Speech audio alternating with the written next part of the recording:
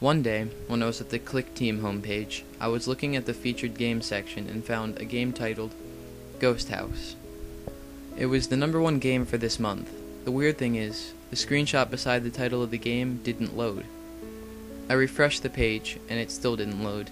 I tried using Google Chrome, I had been using Internet Explorer before, and the image still didn't load. I just assumed that they didn't have an image for the game.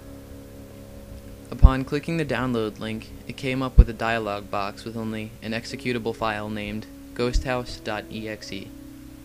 It was the only file that needed to be downloaded, so as imagined, I downloaded the game onto my hard drive. As soon as I was done downloading the file, the regular ding sound was replaced with an error noise. I checked the file, but it was there on my desktop, nothing wrong with it. I wanted to play the game, but I had to go babysit for my Aunt Becky, which meant I also had to keep an eye on her kids, Jesse and Connor. So, I downloaded the file onto a CD and took it with me. A few minutes after getting situated at her house, I went into their bedroom and stuck the CD inside. Connor wanted to know what I was doing, and I told him that I was going to play a game. He asked if he could watch me, and I said okay. I opened up the CD drive, inserted the CD, and double-clicked on the icon. This is where things started to get weird. A few seconds after I clicked on the icon, the screen started to flicker. Then the game title appeared. There was no introduction, no startup logo, just took me right to the title screen. There were only 3 choices: New Game, Load Game, and Options.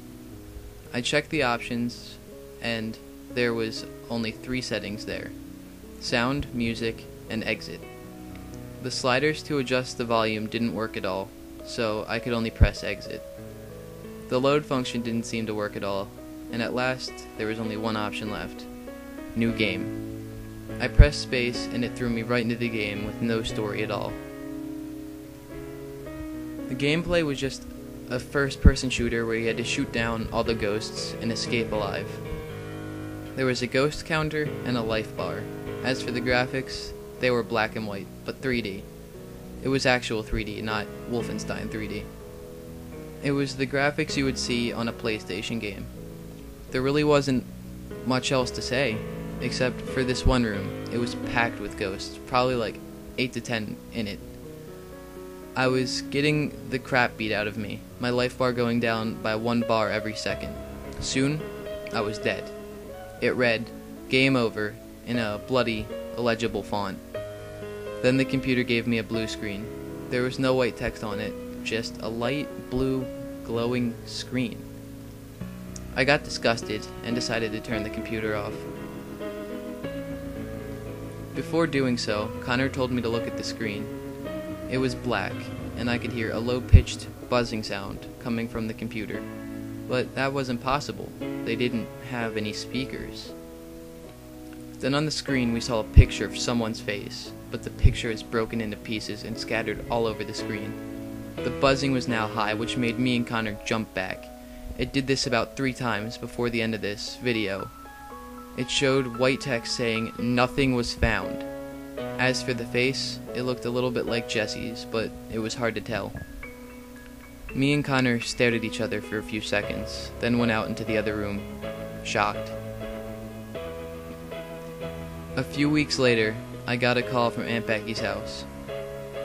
When I answered the phone, all I could hear was someone saying, "Hell, it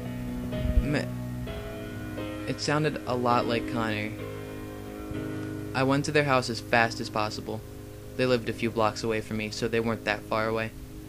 As soon as I got there, no one was to be found, just the TV making a low buzzing sound like the one I heard from that video. I went into the dining room, and Jesse's face was raw. You could actually see his flesh. On the floor beside him was pieces of his skin, lying in a pile, exactly like in the video.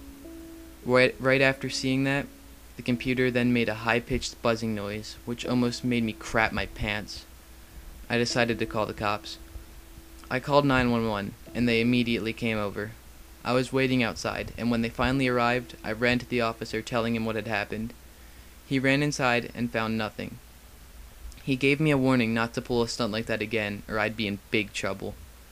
As they left Becky's house, I wondered, what do you mean by, I couldn't find anything? I went inside, and everyone was in the living room except Jesse.